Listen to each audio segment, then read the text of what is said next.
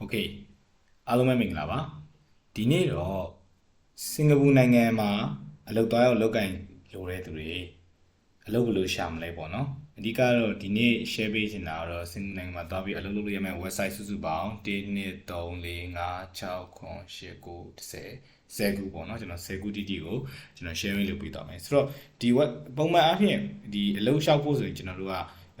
ကိုယ့်အကူကိုမှပဲရတာပေါ့နော်အခုဆိုရင် online ခေတ်ဖြစ်တဲ့အတွက်ကျွန်တော် online မှာလည်းခေါ်နေတဲ့ဒါရဲ့အလုပ်ခေါ်နေတဲ့ website တွေအများကြီးပဲဆိုတော့အဲ့ဒီ website တွေမှာသွားပြီးတော့အလုပ်ရှောက်မယ်ဆိုရင်ကိုလိုချင်တဲ့အလုပ်ကိုမြင်ရနိုင်တယ်ဆိုတော့အဲ့ဒီ website တွေကိုကျွန်တော် share ပေးသွားမယ်ဗီဒီယိုလေးမစခင်ကျွန်တော်တို့ရဲ့ Think Smart Channel လေးကိုလည်း like and subscribe လေးလုပ်ပေးစေချင်ပါတယ်ဒါဆိုရင်ကျွန်တော်တို့နောက်ထပ်ပိုကောင်းတဲ့ဗီဒီယိုတွေအများကြီး sharing လုပ်ပေးလို့ရမှာပေါ့နော်ဟုတ်ကဲ့ဆိုတော့ပြီးတော့ဒီဗီဒီယိုလေးကိုကြည့်တဲ့အခါမှာလည်းအဆင်ပြေရင် VPN သုံးတဲ့လူဆိုရင်လည်း location ကိုကျွန်တော်တို့ကနေဒါတို့ United States တို့ Singapore တို့ထားပေးရင်တော့အဆင်ပြေတယ်ပေါ့နော်ဟုတ်ဒါဆိုကျွန်တော်ဗီဒီယိုလေးကိုပြန်သွားလိုက်ရအောင်ဆိုတော့အရင်ဆုံးကျွန်တော် sharing လုပ်ပေးခြင်းနဲ့စင်ကာပူနိုင်ငံအလုပ်ကိုင်နေရှာဖွေနိုင်တဲ့ website တွေကကျွန်တော် JobsDB ဆိုတဲ့ website လေးကို sharing လုပ်ပေးခြင်းနဲ့ဒီ website လေးမှာကကိုယ့်ရဲ့ပေါ့နော်လုပ်ချင်တဲ့ကိုယ်အလုပ်တွေကိုတခါလေဟိုရှာလို့ရတယ်ပေါ့လေဥပမာထားပါဒီမှာဆိုကျွန်တော်တို့ engineer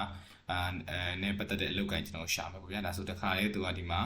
software engineer ဆို software engineer တခါလေပြောထားပြီးသားပေါ့နော်ပြောထားပြီးသားဖြစ်တယ်ဒါပေမဲ့တော့တခုရှိတာကဒီ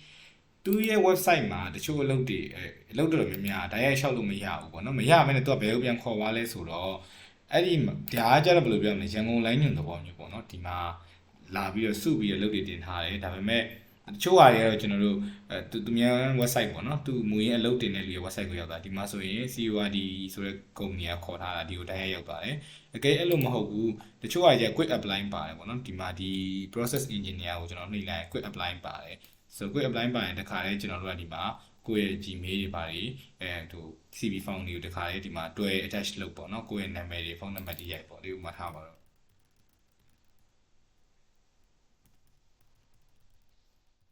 ့ပြီးရင်သူကဒီဖုန်းနံပါတ်ထည့်ရင်လည်း country code တွေပါတခါလေထည့်ပေးလိုက်ပါနော်ဟုတ်ကဲ့ပါ okay ပြီးရင်တော့ဒါကတော့ကျွန်တော်တို့လက်ရှိ option တွေဖြစ်တယ်ပေါ့နော်လက်ရှိပဲတိုက်တင်မှာကိုအလုပ်လုပ်နေလဲပုံမှာဟုတ်ပါတော့အမျိုးလုပ်လို့ရတယ်ပြီးရင်ကိုတခါလေးရေးပြီးသား CV form ရှိရဆိုဒီမှာ attach တွဲပေးလိုက်ပြီးရင်ဒီမှာ cover letter တော့ option နဲ့ပေါ့နော်ဒီတိုင်းကျွန်တော်တို့ဒီက hiring manager ပေါ့ I would like to apply blah blah blah ပေါ့နော်ကိုအဲ့ဒါရေးပြီးတော့ submit နှိပ်လိုက်တာ ਨੇ တခါလေဒီသက်ဆိုင်ရာအလုပ်ခေါ်တဲ့သူစီရောက်သွားမယ်ဆိုတော့နှစ်မျိုးတော့တစ်ချက်တတိထားပြပါတခုကကြတော့ quick apply လေးတွေတော့တခါလေဒီ JobsDB site ကနေရှောက်လို့ရတယ်တချို့ကတော့ quick apply မဟုတ်ဘူးသူ့ရဲ့မူရင်းအလုပ်ခေါ်တဲ့သူ website ရောက်သွားရဲဆိုရင်မူရင်းအလုပ်ခေါ်တဲ့သူရဲ့ website ကိုတွားပြီးတော့ကျွန်တော်တို့ကြည့်ဖို့တော့လုပ်မယ်ပေါ့နော်ဟုတ် okay ဒါဆိုရင်ကျွန်တော်တို့ပထမဆုံး website ပြီးသွားတဲ့အခါမှာဒုတိယ website အနေနဲ့ကတော့တော်တော်များများလည်းတည်ပြီးသားဖြစ်တယ် Jobstreet ဆိုတဲ့ website နဲ့မိတ်ဆက်ပေးခြင်းတယ်ဒီ website ကလည်းကျွန်တော်တို့ခုနJobsDB လို့ပဲကျွန်တော်တို့အလုပ်တွေတော်တော်များများရှောက်လို့ရတယ်ပေါ့နော်ဆိုတော့သူကတခုရှိတာကိုကတခါတည်းlogin ဝင်ထားမယ်ဆိုရင်တော့ကိုယ့်ရဲ့ profile နေ CV တွေတခါတည်းအဲ့ဒီမှာဖြည့်လို့ရတယ်ပေါ့နော်အဲ့လိုဖြည့်ထားပြီးရင်ကိုယ့်ရဲ့ CV profile တခါတည်းဖြည့်ထားပြီးသားဆိုရင်တော့ဒီမှာတွေ့တဲ့အလုပ်လေးတွေတခါတည်းကျွန်တော်တို့က apply now နှိပ်ပြီးတော့ done ပြီးတော့ကျွန်တော်တို့ရှောက်လိုက်လို့ရတယ်အကဲအဲ့လိုမျိုးဝင်ထားတာမရှိဘူးပေါ့နော်ကျွန်တော်ဆိုဒီမှာဝင်ထားတာမရှိဘူးဆိုရင်တော့ကျွန်တော်တို့ကအကောင့်ပြန်ဝင်ဖို့လိုတယ်ပေါ့နော်ဒါပေမဲ့ JobStreet ကခုနက JobsDB တာကတော့အလုပ်တွေတော်တော်များများကဒီကနေတန်းပြီးကျွန်တော်တို့ရှောက်လို့ရတယ်အခြားဘယ်လိုပြောမလဲတိတ်ပြီးတော့ဟိုအခြား website တွေရောက်သွားမှမသိမရှိဘူးပေါ့နော်ကျွန်တော်အခုဒီမှာဆိုရင်ထားပါတော့ဒီမှာဆိုရင်ကျွန်တော် TikTok ကအလုပ်ခေါ်နေတဲ့ဟာပေါ့နော်Burmeseမြန်မာစကားပြောတဲ့သူတွေသူတို့ခေါ်နေတဲ့အလုပ်တွေရှိတယ်ဒါဆိုဒါတွေရှောက်မယ်ဆိုတခါလဲကို profile ပြင်ထားပြီးသားဆိုရင်အဲ့မှာ apply now နှိပ်လိုက်တဲ့တခါလဲကိုတွေကရှောက်ပြီးသားဖြစ်သွားတယ်ပေါ့လေဆိုတော့ဒါကတော့ဒုတိယ website အနေနဲ့ကျွန်တော် sharing လုပ်ပေးချင်တာကတော့ JobStreet ဆိုတဲ့ website လေးကို sharing လုပ်ပေးချင်ပါတယ်နောက်ထပ် website တစ်ခုကတော့ကျွန်တော်တို့ SD Job ဆိုတဲ့ website လေးပေါ့နော် SD Job ဆိုတဲ့ website လေးမှာလည်းသူအလုပ်တော်တော်များများကတော့ခေါ်နေရတယ်ရှိပြီးသားပေါ့လေဥပမာထားပါတော့ဆိုပါလို့ construction ကိုကျွန်တော်တို့ဒီမှာဆိုရင်okay ဒီမှာဆိုကျွန်တော်တို့ခေါ်နေတဲ့ဟာတွေရှိတယ်ပေါ့လေမထားပါတော့ security position ကျွန်တော်ခေါ်နေပေါ့နော် for example ဒါဆိုဒီမှာတခါလေ तू ကတော့ဘယ်လိုပြောရမလဲဟိုသူ့မှာရှောက်လို့တော့မရဘူးဗျဒီ website မှာရှောက်လို့တော့မရဘူး तू တခါလေဟိုဘယ်လိုရမလဲ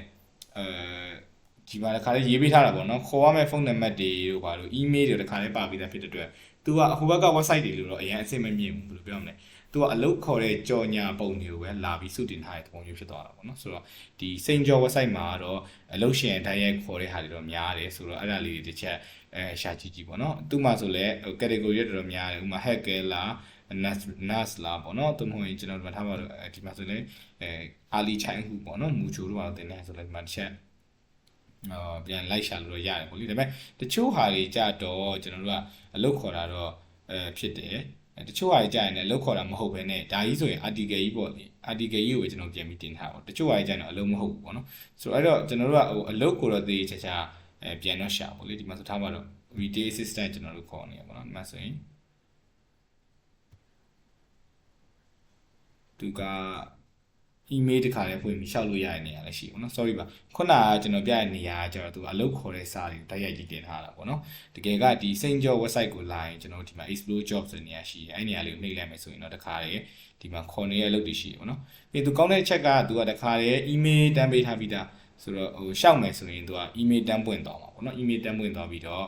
့ကိုအလုပ်ရှင်ကစာတွေပါစီပြီးတခါလေးကိုယ့်ရဲ့ CV form တွေ attach လုပ်ပြီးတော့ပို့လိုက်လို့ရတယ်ပေါ့နော်ဆိုတော့ဒီ website လေးတော့မစိုးဘူးကျွန်တော်ကအရှိရနှစ်ခုနဲ့ဆိုင်ဒါလေးကတော့အလုပ်ရှင်နဲ့တိုက်ရိုက်ပို့ပြီးတော့တွေ့ရတယ်လို့ခံစားရတယ်ပေါ့နော်ဆိုပို့ပြီးတော့အလုပ်ရနိုင်ခြင်းများမှာပေါ့လ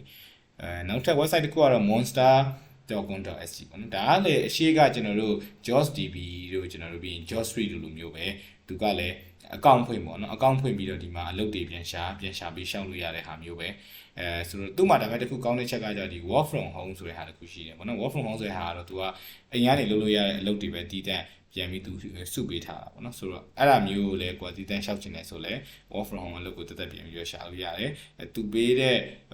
tax တွေသူ့ရဲ့ qualification တွေတိုင်းလုပ်နိုင်တယ်ဆိုရင်တော့ကိုယ်ကအဆင်ပြေတယ်ပေါ့လေနောက်ထပ်ကျွန်တော် website တစ်ခုကတော့ကျွန်တော် Job Central ဆိုတဲ့ website လေးကိုမိတ်ဆက်ပေးခြင်းပါတယ်ဆိုတော့ Job Central မှာလည်းထုံနည်းလည်းကောင်းမယ်ဟိုကျွန်တော်ဒီမှာထားပါတော့ကျွန်တော်တို့လူတွေရှာများတဲ့မှာ engineering အလုပ်ဆိုရင် okay ဒီမှာဆိုရင်သူက easy apply လေးတွေပါတယ်ပေါ့လေ easy apply ပါတယ်ဆိုတော့ချက်ချင်းကျွန်တော်တို့တန်းပြီးတော့ရှောက်လို့ရမှာပေါ့နော်ဒါပေမဲ့အဓိကပါလဲဆိုတော့သူက sign up လုပ်ရမယ် login လုပ်ရမယ်အဓိကတော့အရှိကကျွန်တော်တို့ JobStreet တို့JobsDB တို့လိုမျိုးပဲအကောင့်ဖွင့်ထားဖို့လိုတယ်အကောင့်ဖွင့်ထားမှသာလျှင်ကျွန်တော်တို့အဲ့ဒီလုပ်တွေကိုတန်းပြီးတော့ရှောက်လို့ရမှာဖြစ်ပါတယ်ဆိုတော့ဒီ website နာမည်ကတော့ Job Central ပါနောက်ထပ်တစ်ခုကကျတော့ My Career Future ဗျဆိုတော့ဒီဟာကတော့အမှန်တိုင်းပြောရရင်ဘယ်လိုပြောနယ်လီကြော်ခွာဖို့တော့နည်းနည်းလိုမယ်လို့ကျွန်တော်ထင်တယ်ပေါ့နော်ဒီမှာသူ့မှာရှောက်မယ်ဆိုရင်ကျတော့နည်းနည်းလေး challenge ရှိတာဥပမာထားပါတော့ဒီမှာဆိုဒီ software developer ကိုကျွန်တော်ရှောက်မယ်ဝင်လိုက်တယ်ပေါ့နော်ဝင်လိုက်တယ်ဆိုရင်ဒီမှာ login တွေပါလို့လုပ်မယ်ဆိုရင်ကျတော့သူ့ရဲ့ပြဿနာကဒီမှာကျွန်တော် login ဝင်ကြမယ်သူ့ရဲ့ပြဿနာသူကဘာနဲ့ပြန်ချိတ်ဆက်ထားရလဲဆိုတော့သူကစင်ကာပူမှာ expat ရှိပြီးသားမှာဖြစ်တယ်ဆိုတော့ကိုကစင်ကာပူမှာရောက်ပြီးတော့အလုပ်လုပ်နေတဲ့လူဆိုရင်တော့ expat တွေပါရှိတာပေါ့နော် Simbass တွေပါရှိအဲ့လိုမဟုတ်ဘူးဆိုရင်တော့ကျွန်တော်တို့က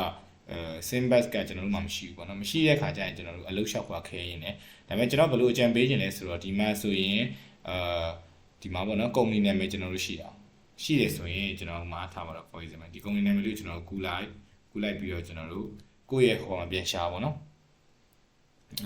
ထားပါတော့ကိုယ့်ရဲ့ဒီမှာbrowser မှာပြန်ရှာအဲ့ကုမ္ပဏီနာမည်ရှာပြီးတော့မှသာလေအဲ့ကုမ္ပဏီရဲ့ email ကိုပြန်ရှာemail ကိုပြန်ရှာပြီးမှဟိုပါပေါ့နော်ခုနကအလုပ်လေးကိုကျွန်တော်တို့ဒီ My Career Future ဆိုတဲ့ site လေးမှာတွေ့လိုက်တယ်ဒီ title လေးနဲ့ကျွန်တော်ရှောက်ချင်တယ်ဒီ position လေးပါဆိုပြီး email လေးပို့လိုက်ပြီးတော့ရှောက်တယ်ဆိုရင်တော့ကျွန်တော်တို့ဖြစ်နိုင်ပြီပေါ့နော်မဟုတ်ရင်တော့သူက expert ရှိမှ login တွေပါဝင်လို့ရဆိုတော့လက်ရှိတော့ကျွန်တော်အနေနဲ့ကတော့အဲ့လိုမျိုးပဲကြော်ပြီးတော့ရှောက်ဖို့အတွက်နည်းနည်းအကြံပေးခြင်းတယ်ဆိုတော့နောက်ထပ် website တစ်ခုကျတော့ကျွန်တော်တို့က starter job ပေါ့နော် starter job ကကြတော့ဒီအခုနောက်ပိုင်းကျကျွန်တော်တို့အလုပ်တွေကကုမ္ပဏီအကြီးတွေမဟုတ်ဘူးပေါ့နော်ဒီ startup ဆိုတဲ့ကုမ္ပဏီလေးတွေဒီမှာလည်းကျွန်တော်တို့အလုပ်တွေရှာလို့ဖြစ်နိုင်တယ်ဆိုတော့ဒီမှာဆိုထားပါတော့ကျွန်တော်တို့ကမှကျွန်တော်စင်ကာပူမှာအလုပ်ရှာမယ်ပေါ့လေအဲဆိုဒီမှာစင်ကာပူဆိုကျွန်တော်ရွေးလိုက်လို့ရတယ်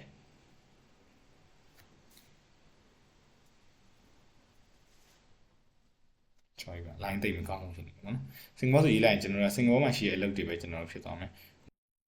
okay ဒါဆိုကျွန်တော်တို့စင်ကာပူလို့ရေးလိုက်ရင်ဒီမှာခေါ်နေအလုပ်လေးတွေပေါ့လေ for example ကျွန်တော်ဒီမှာတခုနှိပ်ကြည့်မယ်ပေါ့နော်ဒီမှာဆိုရင်ကျွန်တော်တို့ search engine ခေါ်နေရလေးရှိတယ်ဒါဆိုဒီအလုပ်လေးကိုရွေးလိုက်ပြီဆိုရင်ဒီမှာသူကကျတော့ချက်ချင်း apply လုပ်လို့ရတယ်ပေါ့နော်ကျွန်တော် apply နှိပ်ပြမယ် apply ကိုနှိပ်လိုက်တယ်ဆိုရင်သူကအကောင့်ရှိပြီးသားဆိုတော့အကောင့်ဝင်ပေါ့နော်အကောင့်ရှိတဲ့ဆိုတော့ထုံးစံတိုင်းအကောင့်ဖွင့်ရလိုက် ဖွင့်လိုက်ဖို့တော့ကျွန်တော်တို့လိုတယ်ဆိုတော့ဒီဖွင့်နိုင်ပါသေးသေးတော့မပြောတော့ဘူးเนาะဒါအရန်လွယ်တယ်ဆိုတော့ကျွန်တော်တို့ဒီ Startup Job Asia မှာလည်းအလုပ်ရှာလို့ရတယ်နောက်ထပ်ကျွန်တော်မိတ်ဆက်ပေးခြင်းတဲ့ website ကတော့ LinkedIn ပြဆိုတော့ဒီ LinkedIn နဲ့ပတ်သက်ပြီးတော့ကျွန်တော် account ဖွင့်မှုလည်းအတော်များများကျွန်တော်ရှေ့မှာပြောခဲ့တယ်ပေါ့နော်ပြီးတော့ဒီ LinkedIn account ဘယ်လိုဖွင့်မလဲဆိုတဲ့ tutorial လေးကိုလည်းကျွန်တော် description ထဲမှာ link ပြန်ထည့်ပေးထားတယ်ဆိုတော့ account မဖွင့်တတ်ဘူး LinkedIn account မလုပ်တတ်ဘူးဆိုရင်လည်းအဲ့ link လေးအတိုင်းဝင်ပြီးကြည့်လို့ရတယ်ဆိုတော့ဒီမှာဆိုရင်ကျွန်တော်တို့Burmese လို့ကျွန်တော်ရိုက်ရှာလိုက်မယ်ဆိုရင်ဒီမှာ software engineer တဲ့ Burmese speaking ဒီမှာ corner ရှိတယ်ပေါ့နော်ဆိုတော့ဒီမှာဆိုရင် lower ချက်တွေပါတခါလေးပါပြီးသားဆိုတော့အဲ့တော့ကျွန်တော် account ဖွင့်ပြီးသားဆို apply ကိုနှိပ်လိုက်တယ်တခါလေးတန်းပြီးရှောက်လို့ရမှာပေါ့နော်ဒီမှာတော့ကျွန်တော်တို့ account ဝင်ပြမထားဘူးဆိုတော့ဒီ LinkedIn account ဘယ်လိုဖွင့်လဲဆိုတာအသေးစိတ်ကတော့ကျွန်တော်description ထဲမှာကျွန်တော် link လေးထည့်ပေးထားမယ်ပေါ့နော်အဲ့က link လေးကနေတစ်စင်ကြည့်ပြီးတော့ကျွန်တော်တို့လုပ်ကြည့်လို့ရတယ်ဆိုတော့ဒီ website နာမည်ကတော့ LinkedIn မှာနောက်ထပ် site တစ်ခုအနေနဲ့ကတော့ကျွန်တော် first job ဆိုတာလေးကိုမိတ်ဆက်ပေးခြင်းတယ်ဆိုတော့first job မှာလေးထုံနည်း၎င်းပဲကျွန်တော်တို့ကဒီလက်ရှိတော့စင်ကာပူ sorry နော်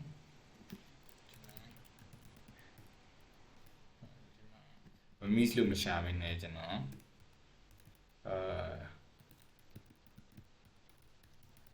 software engineer ကိုကျွန်တော်ရှာလိုက်ပါဘောနော်ဒါဆိုရင်ဒီမှာ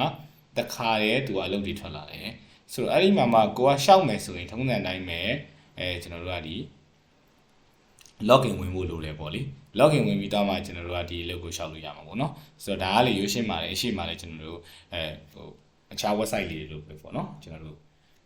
အလုပ်ရှောက်မယ်ဆိုရင် account ဖွင့်ရမယ် account ဖွင့်ပြီးမှဝင်ရှောက်လို့ရပါပေါ့နော်ဆိုတော့ဒီ website နာမည်ကတော့ first job ပါဆိုတော့အရှိရ site တွေမှာရှောက်ပြီးလို့မရဘူးဆိုလည်းထပ်ပြီးတော့ဒီ site မှာထပ်ပြီးရှောက်ကြည့်ပါနောက်ဆုံးကျွန်တော်10ခုမြောက်အနေနဲ့ကတော့ဒီ cut job ဆိုတဲ့ website လေးနဲ့မိတ်ဆက်ပေးနေတယ်ဆိုတော့ဒီမှာလည်းကျွန်တော်တို့ကဒါအလုပ်တော်တော်များများတွေ့နိုင်တယ်ပေါ့နော်ဆိုတော့ကျွန်တော်ဒီနေ့ website 10ခုလုံး share ပေးတာဘာလို့လဲဆိုတော့ website တစ်ခုမှာအလုပ်မရဘူးဆိုရင်ကျွန်တော်တို့ကတစ်ခုရှာလို့ရအောင်ပေါ့နော်ဘာလို့လဲဆိုတော့ကျွန်တော်တို့ကအလုပ်လျှောက်တဲ့သဘောတရားဒီအလုပ်များနိုင်များများရှောက်မှသာလေအဲ့ဒီထဲမှာဟိုမှာထားပါတော့အလုပ်100 200လောက်ရှောက်မှ10ခုလောက်က interview ပြန်ခေါ်ပေါ့နော်ဒါတောင်ကန်ကောင်းမှအဲ့လောက်ရတာဖြစ်တယ်အဲ့တော့ဆိုတော့ကျွန်တော်တို့အဲ့လိုမျိုးပြန်ရှာဖို့လိုတယ်ပေါ့လေဆိုတော့ဒီမှာဆိုရင်ကျွန်တော် for example ကျွန်တော်တခုဝင်လိုက်မယ်ပေါ့နော်ဒီမှာဆိုရင် digital marketing